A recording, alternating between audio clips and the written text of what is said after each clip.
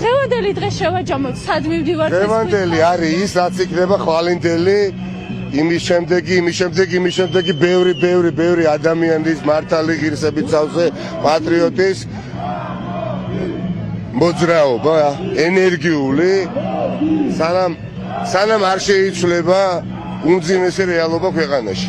ეს სტატუს-კვო ვერ შენარჩუნდება და ჩვენ ვფიქრობთ, ახლა უამრავ ახალ ადამიანთან ხონია შესაძლებლობა მქონდა გასაუბრების, კომუნიკაციის მეგობრებთან ერთად, ხო, 3 საათის განმავლობაში რამდენი ხანიც დავდივართ და ეს იძლევა ენერგიას, ეს არ წმბურნებს საზოგადოების ყველა ჯგუფს, რომ ერი არაპირებს შეგუებას უსამართლობასთან და მიზანი ამბოცანა გავიმეორებ მალე მთელი თბილისი ვიყოთ ქუჩაში, ყველა ვიყოთ ქუჩაში და სიმრავლით და რა უკვე მხოლოდ სიმართლით და ღირსებით დიდიც ვამაყოთ, მაგრამ სიმრავლით დავჯაბნოთ და რაზედმეტი სახელიც აქვს იმ ბატონს ივანიშვილს, ხო?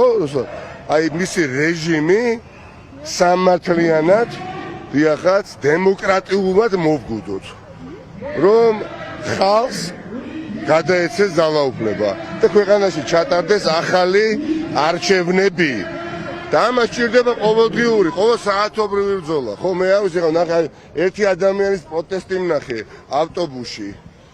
ხო, სოციალურში დიდი საქმეა.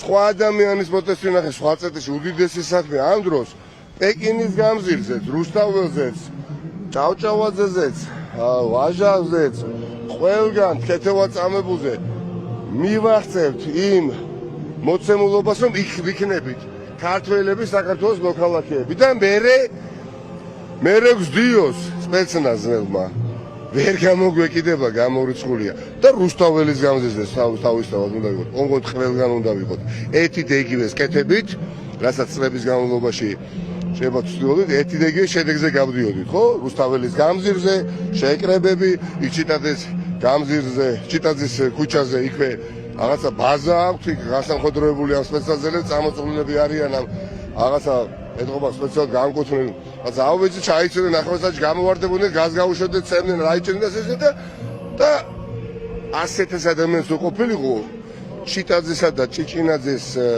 ქუჩაზე გერეოდა ეს რეჟიმი.